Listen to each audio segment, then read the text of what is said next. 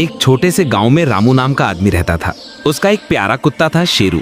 शेरू सिर्फ एक पालतू जानवर नहीं था, बल्कि रामू का सच्चा दोस्त, साथी और परिवार जैसा था।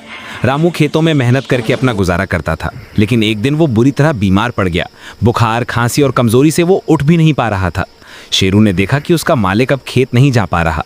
उसे समझ आ गया कि कुछ गड़बड़ है। अगली सुबह शेरू अपने मुंह में रामू का पुराना रुमाल लेकर गांव के डॉक्टर के घर की ओर भागा। डॉक्टर ने दरवाजा खोला तो देखा एक कुत्ता सामने खड़ा है और उसके मुंह में वही रुमाल है जिस पर रामू का नाम कढ़ाई से लिखा था।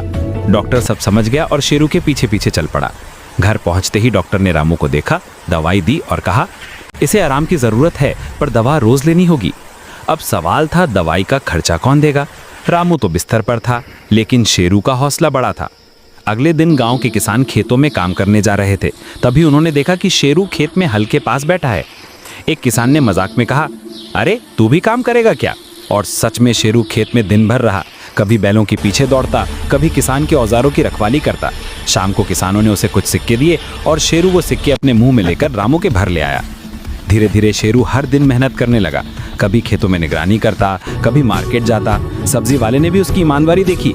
वो भाजी भाजी की आवाज पर भौंकता, टोकरी में सब्जियां रखवाता और सीधा घर लौटाता।